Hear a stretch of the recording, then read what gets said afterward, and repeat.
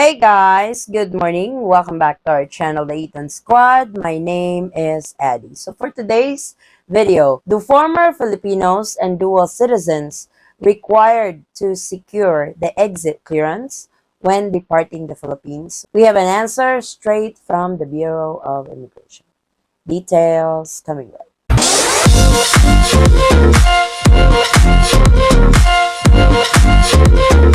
So kung nanonood kayo sa ating mga update, particularly for foreign nationals category, when it comes to exit clearance, required sila to secure an exit clearance, lalong-lalo na kung nakapag-stay sila ng 6 months or more sa Philippines. Ito ba ay applicable sa mga former Filipino and dual citizens since you guys are foreign passport holders as well? So, nag-email tayo sa Bureau of Immigration kasi medyo madami-dami na din ang mga inquiry, particularly for former Filipinos kasi nga, foreign passport sila, they belong to the foreign national category, mag-a-apply ba sa kanila ang exit clearance certificate or ECC when departing the Philippines? Lalong-lalo na kung nakapag-stay kayo sa Pilipinas ng 6 months or more. So, luckily, nag-reply ang Bureau of Immigration sa atin today. So, ang in-inquire natin sa kanila ngayong araw is kung yung mga former Filipino ba ay required na mag-secure ng exit clearance kapag 6 months or more ang stay sa Pilipinas. Ito yung naging reply nila sa akin. Good day. Please be informed that if your admission is balikbayan privilege and have stayed less than 1 year, ECC is no longer required. Thank you. So, klarong-klaro po yan, kabayan, from the Bureau of Immigration na kung ikaw ay isang former Filipino at natatakan ng balikbayan visa or probably any, lalong-lalo na yung mga asawa ninyo na babiyahe with you, na nakaka-avail ng balikbayan privilege. Ito kasi yung sinabi nila, those admission under balikbayan privilege and have stayed for less than 1 year in the Philippines, hindi na need mag-secure ng ECC.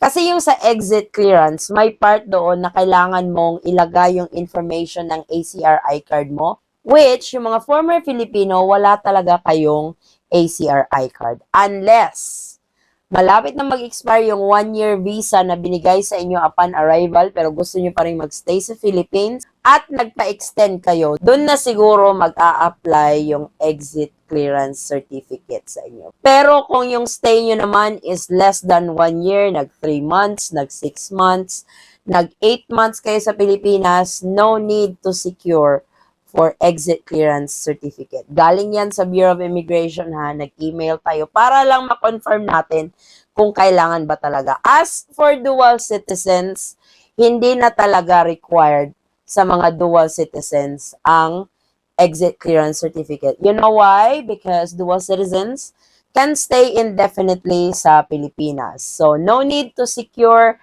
this certificate kung ikaw ay isang dual citizen at gusto mong lumabas ng bansa, gusto mong mag-abroad, even though you're here for several years, exit clearance certificate is not required kung aalis ka ng Pilipinas. So, sana naging klaro na ang inquiry na ito. Kasi kahit ako, medyo confused din. Kasi yung pagkakaalam ko talaga is 18 months.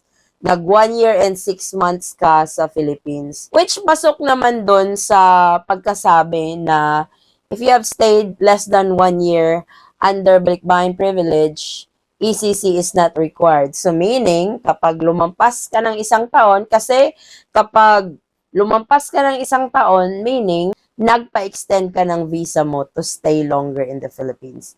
At doon ka nabibigyan ng ACRI card ng Bureau of Immigration, which is one of the document na i-fill out mo doon sa form for exit clearance certificate. So sana malinaw na for former Filipinos admitted upon arrival into the Philippines under the balikbayan privilege, if you have stayed for less than 1 year in the Philippines, you don't need to secure the exit clearance certificate or ECC, as well as dual citizens.